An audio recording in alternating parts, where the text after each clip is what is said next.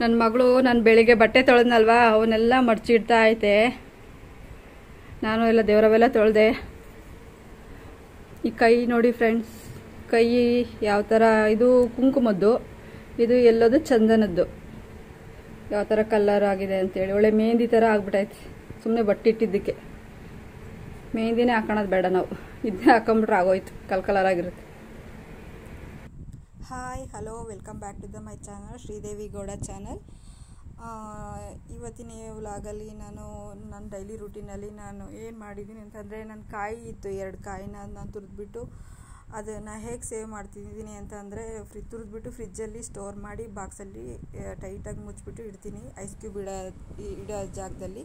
ಅದು ಸುಮಾರು 1-1.5 ತಿಂಗಳಾದರೂ ಕೂಡ ಕೆಡೋದಿಲ್ಲ. ಹಾಗೆ ನನಗೆ ತುಂಬ ಪೀರಿಯಡ್ಸ್ ಪ್ರಾಬ್ಲಮ್ ಅಂತಂದರೆ ಇರ್ರೆಗ್ಯುಲರಾಗಿ ನಂಗೆ ತುಂಬ ಮೈಯಲ್ಲಿ ಬ್ಲೀಡಿಂಗ್ ಆಗ್ತಿತ್ತು. ಅದಕ್ಕೋಸ್ಕರ ನಾನು ಪುದೀನ ಮತ್ತು ಶುಂಠಿ ಮತ್ತು ಚಕ್ಕೆನ ಜಜ್ಜಿಬಿಟ್ಟು ಚೆನ್ನಾಗಿ ಕುದಿಸಿ ವಾರದಲ್ಲಿ ಈ ಜ್ಯೂಸನ್ನ ನಾನು 3 ಸಲ ಕುಡಿತೀನಿ. ಸ್ವಲ್ಪ ಕಹಿ ಇರುತ್ತೆ, ಆದರೂ ಕೂಡ ಓಕೆ, ತುಂಬ ಚೆನ್ನಾಗಿದೆ. ಯಾರಿಗಾದರೂ ಈ ಪ್ರಾಬ್ಲಮ್ ಇದೆ ದಯವಿಟ್ಟು ಇದನ್ನು ರೆಮಿಡಿ ಯೂಸ್ ಮಾಡಿ, ತುಂಬ ಚೆನ್ನಾಗಿರುತ್ತೆ. ಈ ವಿಡಿಯೋ ನಿಮಗೆ ಇಷ್ಟ ಆಗಿದ್ದರೆ ಲೈಕ್ ಮಾಡಿ, ಶೇರ್ ಮಾಡಿ, ಹಾಗೆ ಸಬ್ಸ್ಕ್ರೈಬ್ ಆಗಿ, ಹಾಗೆ ಕಮೆಂಟ್ ಮಾಡೋದನ್ನು ಮರಿಬೇಡಿ.